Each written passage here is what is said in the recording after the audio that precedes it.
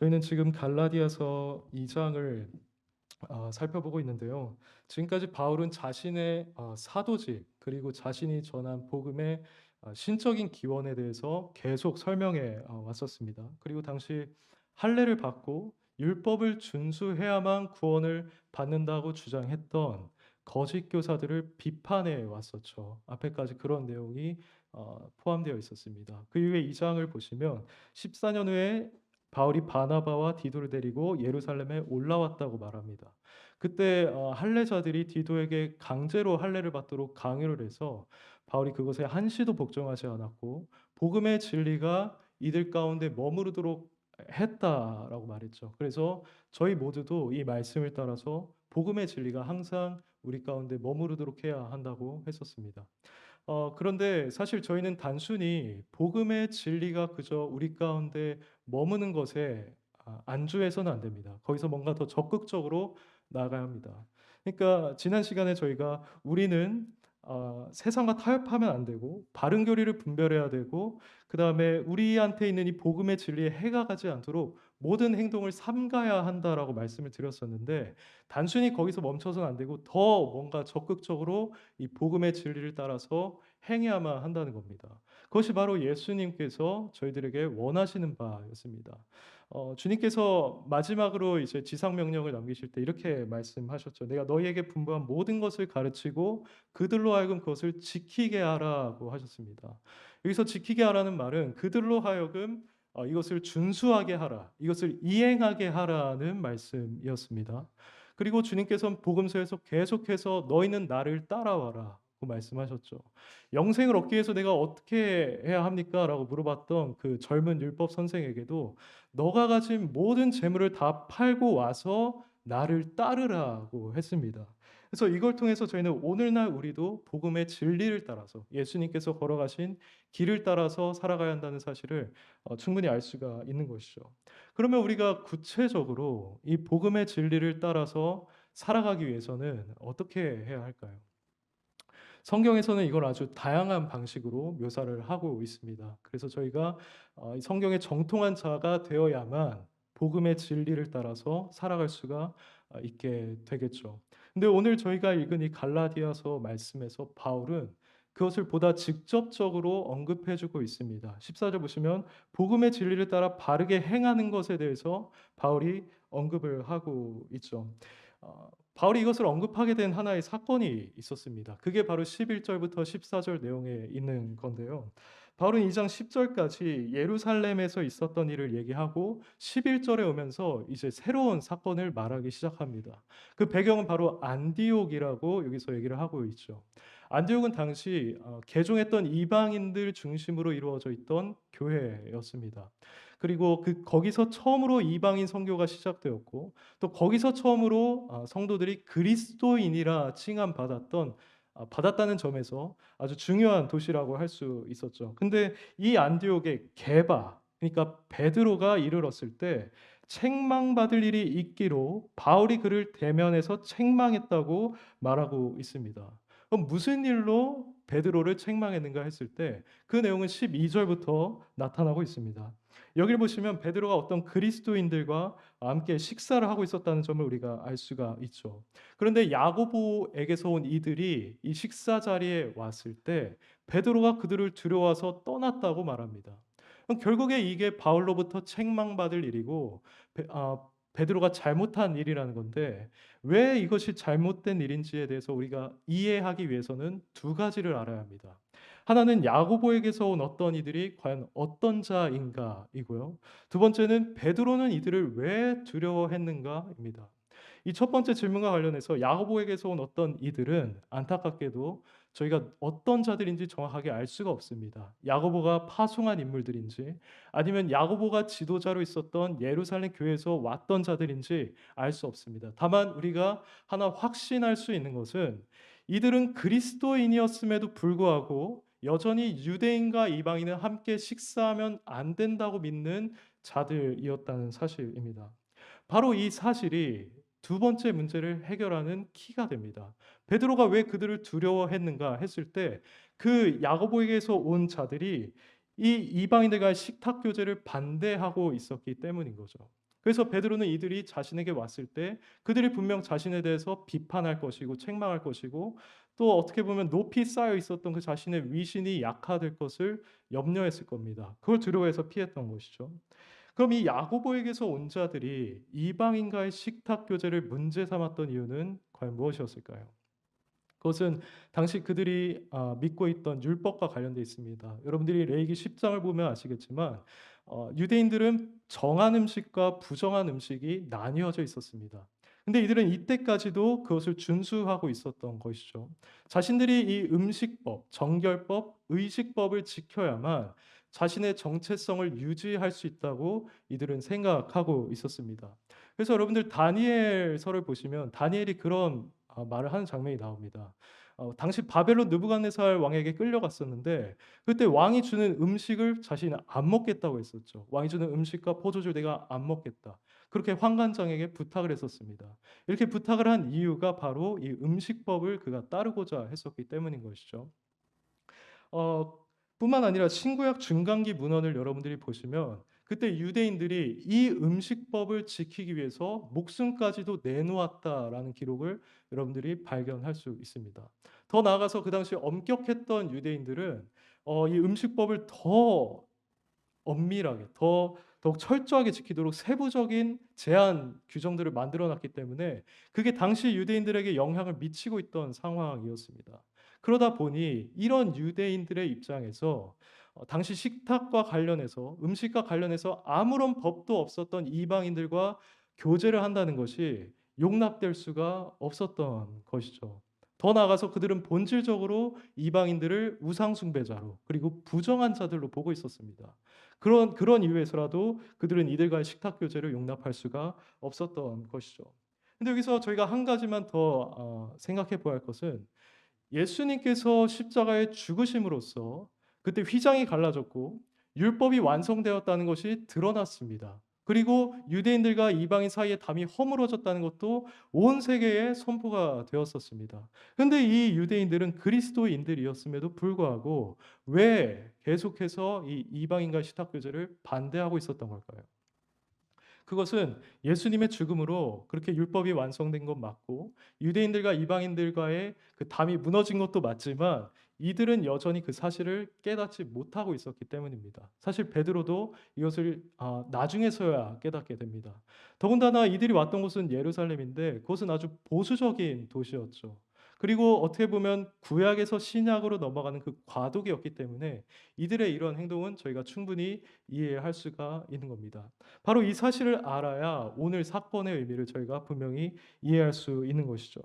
근데 당시 베드로가 그렇게 행동했던 것, 이방인들을 떠나서 물러갔던 것은 분명히 잘못된 행동이었습니다. 왜냐하면 베드로는 이때는 그 사실을 알고 있었어요. 율법이 완성되었고 유대인과 이방인 사이의 담이 완전히 허물어졌다는 것을 베드로는 그 당시에 알고 있었습니다. 사도행전 10장을 보시면 베드로가 어느 날 기도하러 지붕에 올라가는 이야기가 나옵니다.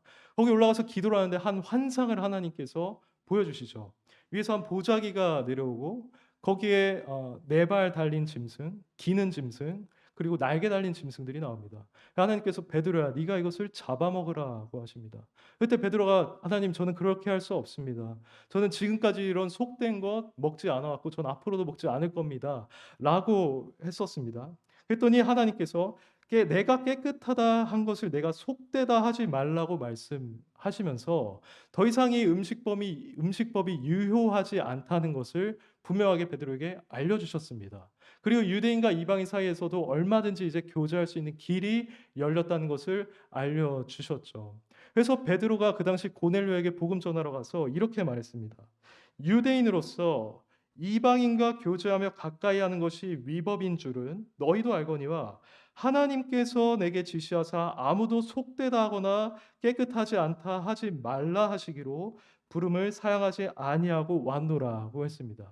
그리고 난 다음에 그들에게 복음을 전했죠. 복음을 전했을 때는 성령께서 그 이방인들에게 내려오는 것을 베드로가 목격했습니다. 그래서 하나님이 이제 이방인들도 받아주시는구나. 이제 그들도 우리가 하나가 될 수 있구나라는 사실을 베드로는 그 당시 분명하게 깨달았던 겁니다.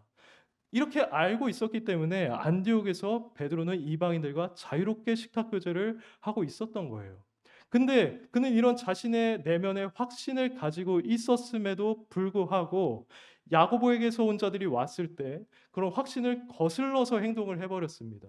이게 바로 베드로가 지었던 죄의 핵심이었습니다.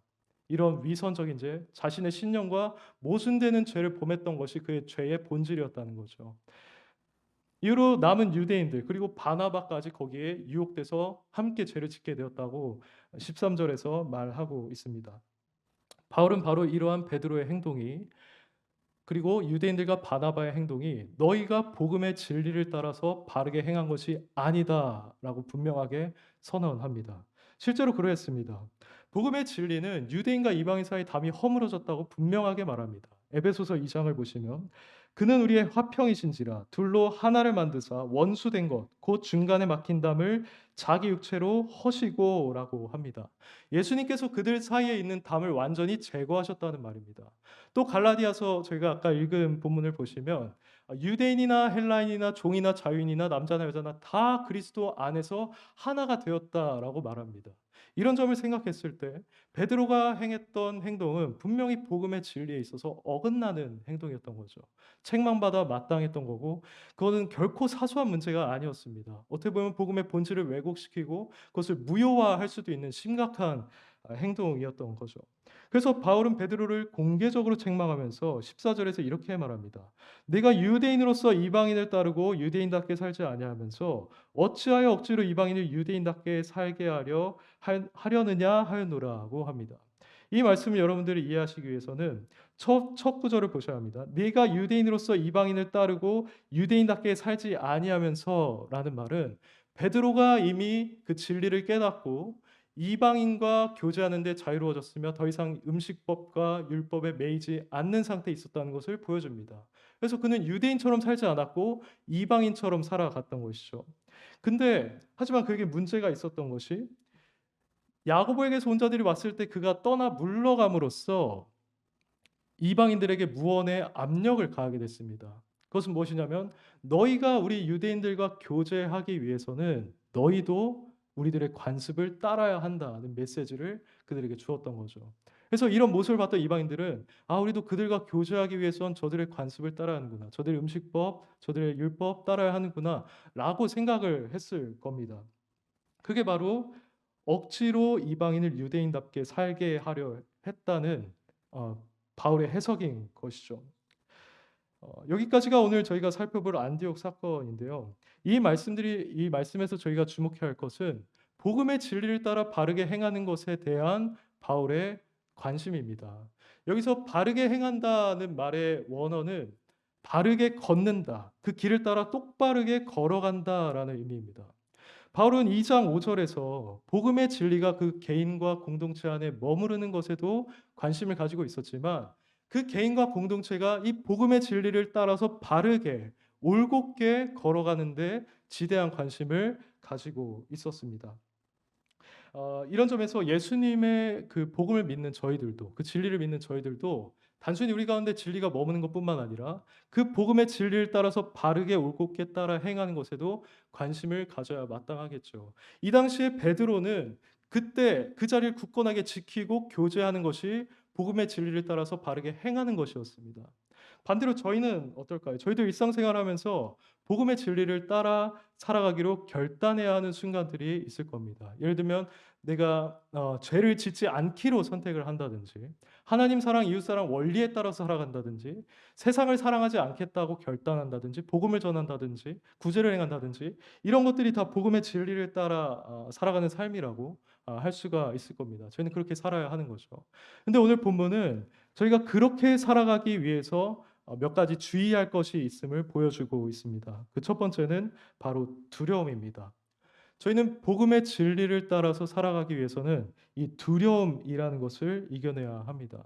여러분 12절을 보시면 베드로가 그 죄를 지었던 결정적인 원인은 바로 그가 할례자를 두려워했기 때문이었습니다.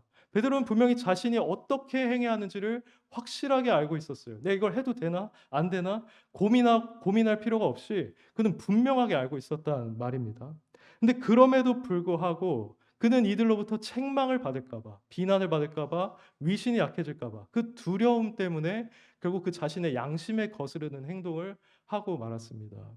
사실 이러한 베드로의 실수는 한 번 이번이 첫 번째가 아니었습니다. 그는 예수님을 봤을 때 주는 하나님의 아들이시고 그리스도라고 고백을 했던 자였습니다. 그것에 대한 확실한 믿음이 있었죠. 그래서 "내가 죽기까지 주님을 따르겠다."라고 했습니다.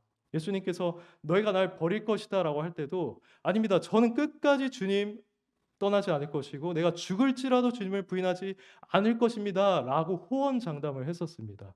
그런데 실제로 로마 군인들이 오자 그들을 보고 두려워함으로써 결국 이러한 자신의 신념을 버리고 말았죠. 결국 두려움이 그가 복음의 진리를 따라서 살아가는데 가장 큰 방해물이 됐었던 겁니다. 이처럼 두려움이 우리가 진리를 따라 살아가는데 방해한다는 것은 다른 성경 말씀을 통해서도 알 수 있습니다. 대표적으로 사울을 얘기할 수가 있겠죠. 사울은 그때 이스라엘 백성을 너무나 의식하고 두려워해서 하나님의 뜻을 어기고 말았습니다. 또 요한복음 9 장에 나오는 맹인의 어머니도 마찬가지입니다. 그때 바리새인들이 "저 맹인 어떻게 난 거냐?"라고 그 어머니한테 물었을 때 어머니는 알고 있었어요. 예수님을 통해서 그가 치료받은 걸 알고 있었단 말입니다. 근데도 그가 당시 예수님 믿는 자는 출교하기로 한 것을 알고 그것을 두려워했기 때문에 그 사실을 감추고 말았습니다. 그 당시에 그 어머니는 결국 진리에 따라 행하지 못하게 된 거죠. 바로 그가 지니고 있는 두려움 때문에요. 이런 이유로 잠언 29 장에서는 "사람을 두려워하는 자는 올무에 걸리게 되거니와 여호와를 의지하는 자는 안전하리라."고 말씀하고 있는 겁니다. 이러한 말씀들은 저희가 복음의 진리를 따라 살기 위해 두려움을 극복해야 한다는 것을 분명하게 보여주고 있습니다. 특별히 사람에 대한 두려움을 저희는 극복해야만 하겠죠. 여러분들이 예수님을 따라서 살아가는 과정 속에서 항상 이러한 상황을 만나게 될 겁니다. 내가 이렇게 예수님의 뜻을 따라 행함으로써 저 사람에게 비판받으면 어떡하지? 비난받으면 어떡하지? 저 사람과 관계가 끊어지면 어떡하지? 내가 손해를 보면 어떡하지? 이런 두려움들이 여러분들한테 계속해서 다가올 거란 말입니다. 그렇지만 오늘 본문을 봤을 때 우리는 그 두려움에 굴복해서는 안 되고 오히려 그걸 극복해야 한다는 사실을 알 수가 있죠. 더군다나 여러분들이 내가 이 상황에서 어떻게 행해야 하는지를 확실히 알고 있을 때는 더더욱 그러한 여러분들의 결단력이 필요합니다. 이렇게 할 때라야 저희는 진정으로 믿음의 사람들이다. 복음의 진리를 따라서 행하는 사람들이다라고 얘기를 할 수 있는 거겠죠. 이 진리를 따라서 살아갔던 가장 모범적인 예가 바로 루터입니다. 루터. 루터는 종교개혁 당시에 그 교황의 교리들을 반대해서 황제들과 또 영주들 앞에 잡혀갔습니다. 그래서 "너가 이렇게 주장하는 거 너 철회할 것이냐?"라고 물어봤을 때 루터는 그랬어요. "나에게 하루만 시간을 달라."고 했습니다. 그래서 그 허락을 받아서 하루의 시간을 받게 됐죠. 그 하루 동안에 루터는 엄청난 고민을 했을 겁니다. 그리고 굉장히 두려웠을 거예요. 왜냐하면 그때 그 교황을 거스른다는 것은 결국 이단으로 정죄를 받고 죽을 수도 있는 상황이었기 때문입니다. 근데 그 밤에 루터는 그 두려움에 굴복하지 않았고 결국 그것을 극복해서 다시 그들 앞에 섰을 때 "나는 이 진리를 포기할 수 없다."라고 했습니다. 그리고 유명한 말을 남겼죠.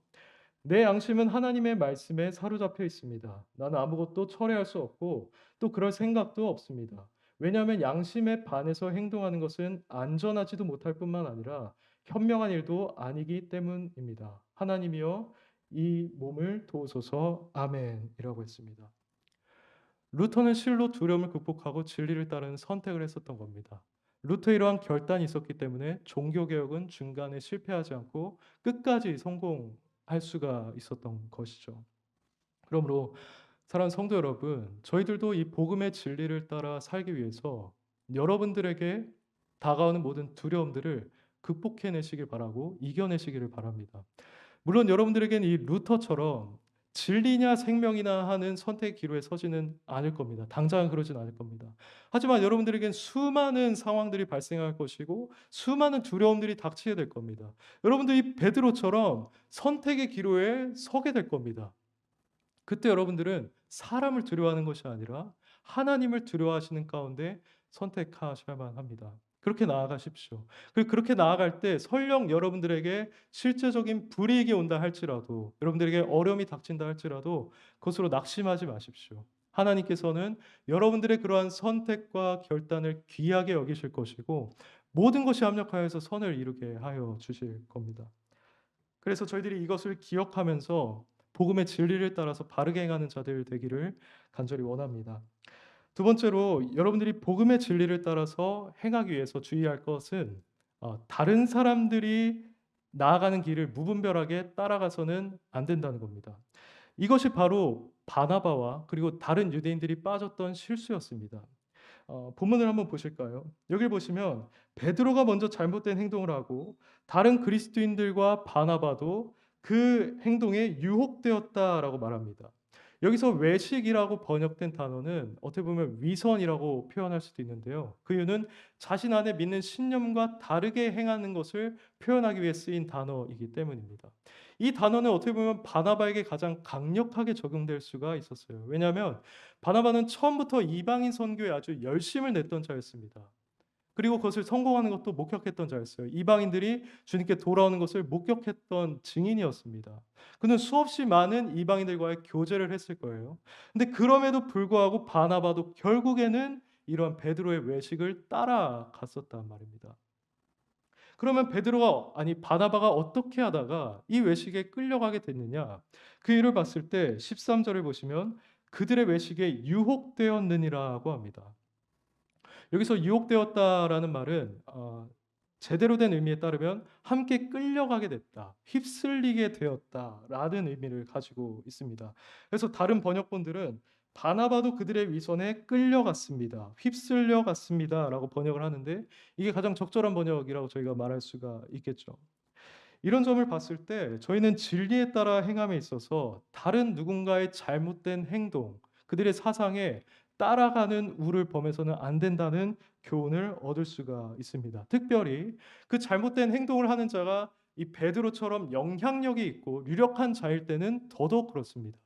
왜냐하면 이러한 자들이 잘못된 행동을 할 때는 저희가 무의식 가운데 은연중에 그들에게 따라갈 가능성이 훨씬 더 높아지기 때문입니다. 물론 그들은 하나님의 특별한 사람이고 은사를 많이 받은 사람입니다. 그렇기 때문에 우리가 그들을 마땅히 존중해야겠지만 이 베드로와 같이 훌륭한 자도 넘어지고 실수했기 때문에 오늘날 그 탁월한 자들도 얼마든지 넘어지고 실수할 수 있다는 사실을 저희들은 알아야만 합니다. 이걸 어떻게 저희들에게 적용할 수 있을까요? 오늘날 유명한 설교자분들을 저희가 생각할 수 있을 겁니다. 오늘날 시대가 많이 발전해서 여러분들은 집에서 얼마든지 그런 유명한 목회자분들의 설교나 가르침을 들을 수가 있습니다. 그거 듣는 것 자체는 저희가 문제가 아닙니다. 얼마든지 그걸 통해서 유익을 누릴 수가 있는 것이죠. 그런데 여러분들이 반드시 기억해야만 하는 건 그분들이 아무리 유명하고 탁월한 목회자, 설교자라 할지라도 성경적이지 않은 교훈을 전할 수도 있다는 겁니다. 실제로 어떤 유명한 목회자는 청년들이 불신 결혼하는 것을 괜찮다라고 말씀합니다. 그리고 어떤 교수님께서는 진화론이 사실은 맞고 이 진화론이 언젠가는 교회에서 전반적으로 인정받게 될 날이 올 것이다라고 말합니다. 그 외에도 여성 목사 안수를 인정한다든지 구원에는 행함도 필요하다고 말한다든지 이런 잘못된 가르침들을 유명한 목사님들도 얼마든지 많이 전할 수가 있는 겁니다. 그렇기 때문에 저희들은 누군가 유명하다 할지라도 유력한 자라 할지라도 무조건 그들의 가르침을 따라가서는 안 되고 이 바나바처럼 거기에 휩쓸려서는 안 된다는 거죠. 그렇게 될 때 우리는 실로 복음의 진리에 따라서 살아가지 못하게 될 겁니다. 어떻게 보면 저희가 교회에 와서 항상 교리를 배우고 교회사를 배우는 이유가 여기 있다고 할 수 있습니다. 여러분들은 한 명의 신학자가 되셔야 합니다. 여러분들은 바른 교리가 무엇인지를 분명히 알고 분별할 수 있는 능력을 갖추셔야만 합니다. 그런 지식을 여러분들이 갖춰야 여러분들이 복음의 진리에 따라서 행할 수도 있다는 것을 기억해 주시길 바랍니다. 또 하나만 더 우리가 살펴볼 것은 어떤 다수가 그 행동을 한다고 해서 저희가 거기에 휩쓸려 가서도 안 된다는 겁니다. 13절을 다시 보시면요.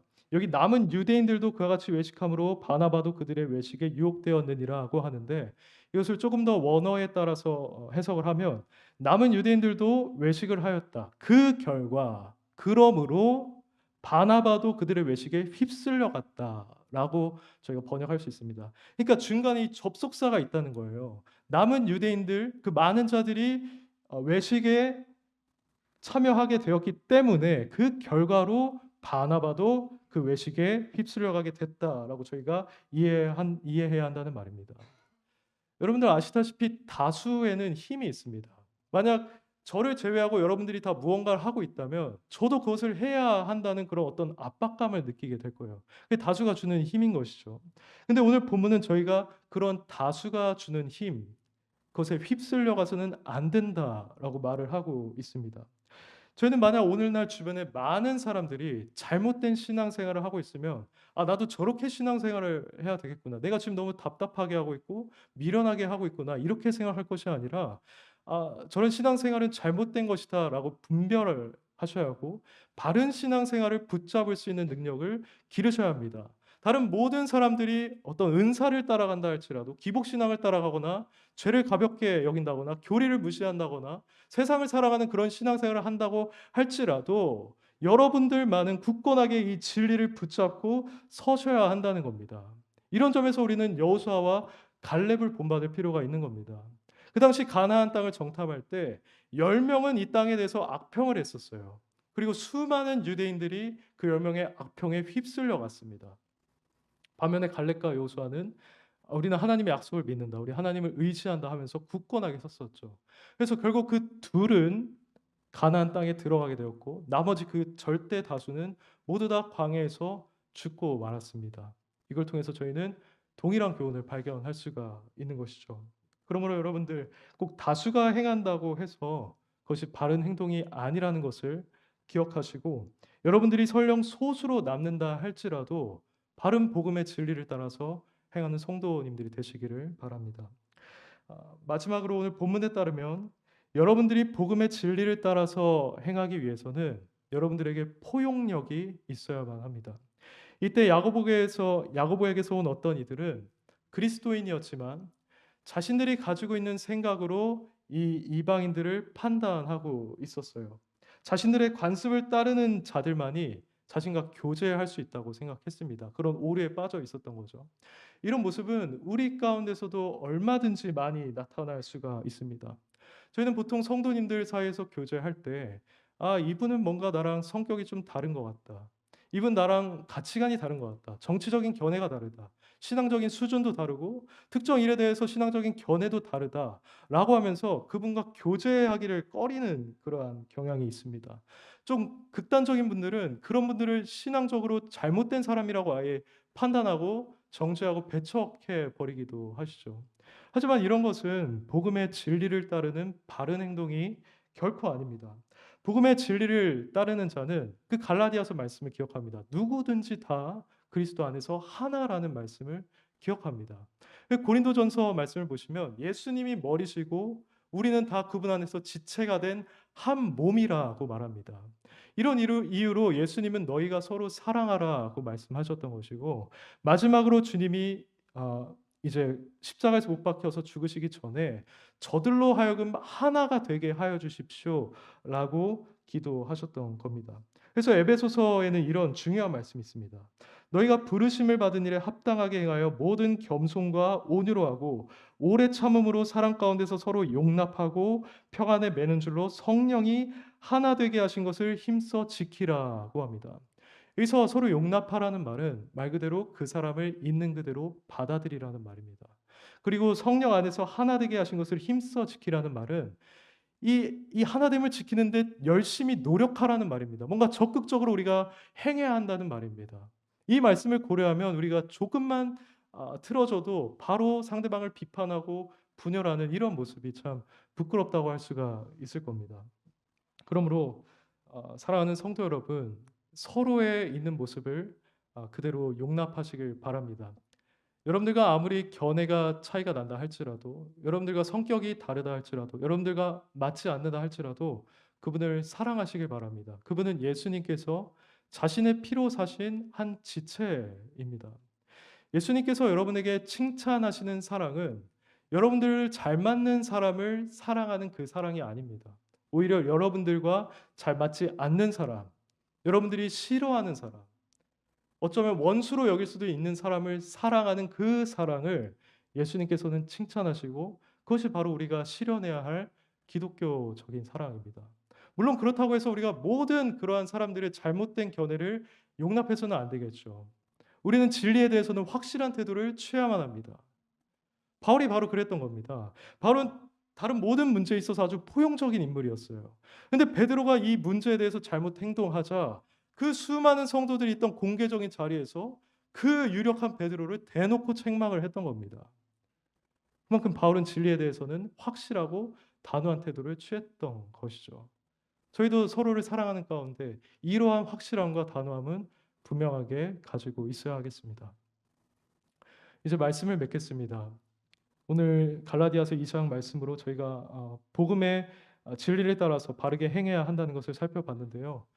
바울이 정확하게 이러한 삶을 살았었습니다. 그는 인간을 결코 두려워하지 않았고 다른 사람들에게 굴복하지 않았습니다. 그리고 그는 실로 아주 포용력을 가지고 있는 인물이었어요. 여러분들이 자유에 대해서 설명하고 있는 그 바울의 말씀들을 보시면 바로 느끼시게 될 겁니다. 바울은 아주 포용력을 가지고 있던 인물이었습니다. 하지만 오늘 본문에서처럼 진리에 대해서는 확실하고 단호한 태도 또한 가지고 있었죠. 우리 예수님도 마찬가지입니다. 예수님이 얼마나 사람을 두려워하지 않으셨습니까? 또 그 당시 종교 지도자들 그리고 군중들의 압력에 굴복하지 않으셨습니다. 또 그분은 이방인이든 세리든 종기한 자든 비천한 자든 누구든지 교제하시고 그들을 포용하셨던 분입니다. 그리고 어떤 때는 바리새인들을 그가 가지고 있던 위선을 신랄하게 책망하시기도 하고 심지어 아주 중요한 문제에 있어서는 아무리 자기 제자라고 해도 사탄아 내 뒤로 물러가라라고 하실 만큼 진리에 대해서도 확실한 태도를 가지고 계셨습니다. 사랑하는 여러분, 우리 이러한 바울과 예수님의 모습을 본받읍시다. 우리도 사람을 두려워하지 않고 다수에 굴복하지 않고 포용력을 가지고 진리에 대해서는 확실한 자들이 됩시다. 물론 이렇게 살아가는 건 정말 쉽지 않은 일입니다. 하지만 저희들이 계속해서 자기를 부인하고 예수님을 의지해서 훈련하면서 나아갈 때 우리도 이렇게 복음의 진리를 따라서 바르게 행하는 자들이 될 수 있을 겁니다. 그분이 우리와 함께 하겠다고 약속해 주셨고 그분은 우리의 연약함을 동정하는 분이라고 하셨습니다. 그렇게 복음의 진리를 따라 바르게 살다 가다 보면 언젠가 우리가 주님 앞에 서서 주님으로부터 잘했다, 착하고 충성된 종아라는 칭찬을 받게 될 겁니다. 부디 우리 올고는 교회 모든 성도님들께서 그러한 영광과 상급을 받아 누리시길 그날에 저희가 함께 그 복음의 진리 안에서 기뻐하고 주님을 높일 수 있기를 예수님의 이름으로 축복합니다. 아멘.